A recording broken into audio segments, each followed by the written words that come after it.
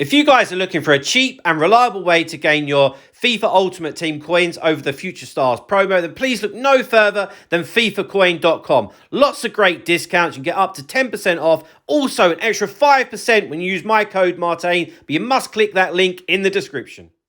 Hi guys, Martin88 here and welcome back to another FIFA 23 video. And today we're having a look at some tactics here on the channel. We're having a look at my 4-3-1-2, which is my go-to formation. So many of you have been asking for an update on it. What's my go-to formation? What do I use? So I just thought, let's get them back up there for you to watch, especially with a bit of an updated team, and just go through it basically. So without further ado, let's get straight into it and have a look at what we are doing. So 4-3-1-2, right, is a formation that I love because it is so aggressive, okay? It's relatively narrow, but if you know how to use it, you can exploit the wide areas as well, which we'll have a look at in a minute. But yeah, the reason I like it is because you can overpower your opponent, particularly in the middle of the pitch. It's nice and exciting. You're taking the game to them. We're not sitting back waiting to counter. And that's just how I like to play FIFA, to be honest.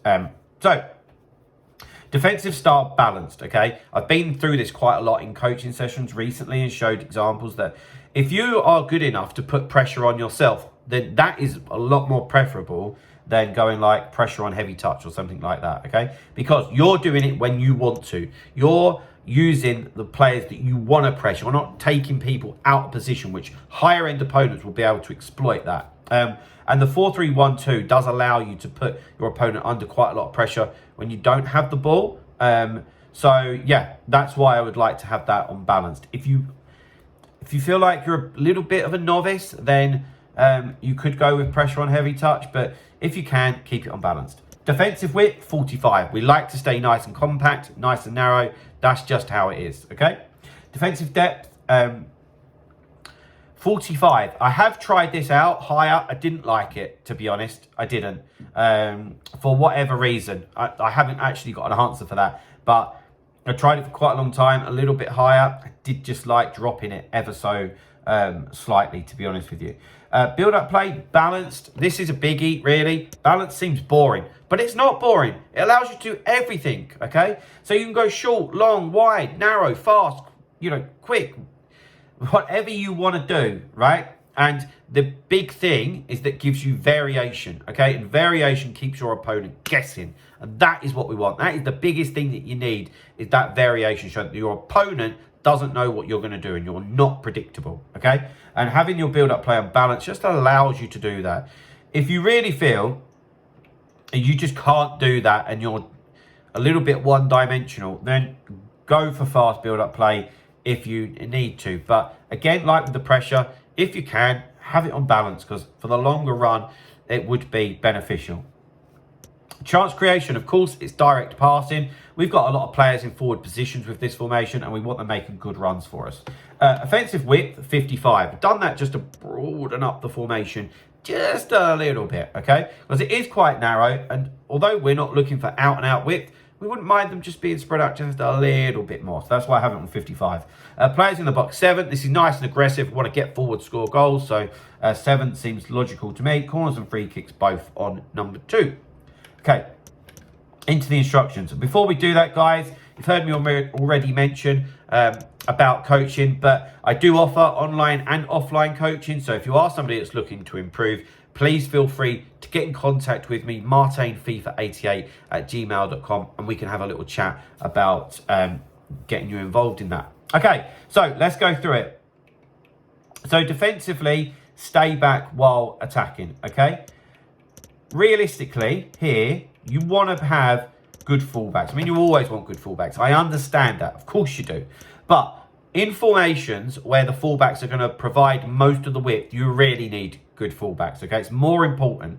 If you're playing like a 4-4-2, you could get away with fullbacks that are just able to defend, really. But with a formation like this, or 4-1-2-1-2 narrow, or 4-3-2-1 as an example, you want fullbacks that can defend but also take you up the pitch, that are fast, good on the ball, that type of stuff. I've got João Cancelo on the left, Tavernier on the right, absolutely perfect, okay? Now, although they're on stay back while attacking, as you can see on screen right now, it doesn't mean that they're going to stay back, okay? You when you have the ball, feel free to take them up the pitch. Get your team up the pitch, okay? Don't just pass it forward. So that's one less player involved in your attack and will make you struggle getting overloads. And overload situations are basically when you've got them outnumbered in certain areas. Also, if you're at this stage, you can trigger runs. So if you've got the ball with a fullback, you might be able to trigger a run of a forward player. And that might make your opponent take their eye off the ball, in terms of literally off the ball, which might allow you to take the ball further. Equally, you might have it with a midfield player and you trigger a run of one of the fullbacks. You see here we're talking about the variation, but also you need good fullbacks to be able to pull this off, or even if you do get the ball to them, they're not going to be able to do much with it, okay? I hope that makes sense. Quite a big point. Into the midfielders. The middle guy, so for me, I've got Clarence Seedorf here. He's here just to sit, really. Think really you'd want that on stay back while attacking. I'm ultra aggressive with this, so I have it on balance. But if I'm recommending for you guys, I'd say have it on stay back while attacking. You just want somebody who's going to be that pivot that you can play the ball back to when you're in forward areas. Somebody that's staying at home, I suppose is the phrase, who can recycle that ball for you. Put it out wide, put it through the middle, whatever. You don't want to have a huge hole in the middle. And he's there also just to mop up and protect in front of that defence.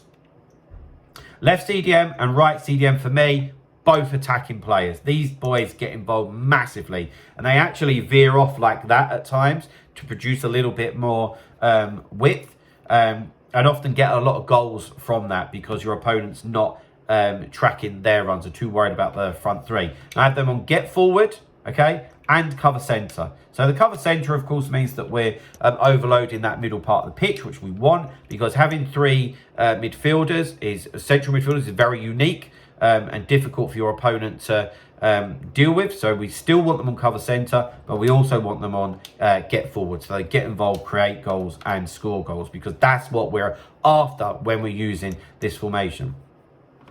At Cam, got Gianfranco Zola here, stay forward. When I win the ball, I want to know that that front three are up there. Bosh, quick. And that, you know, I said about the variation, that might be that you're playing against somebody who's actually quite attacking themselves. And if they've got their fullbacks on like overlap or get forward, often they can just be left with two centre-backs at the back. If I've got my front three there, easy goals, easy goals. Alternatively, by having them still up there, you might be able to trigger a run of attacker, catch your opponent off guard. Again, easy goals.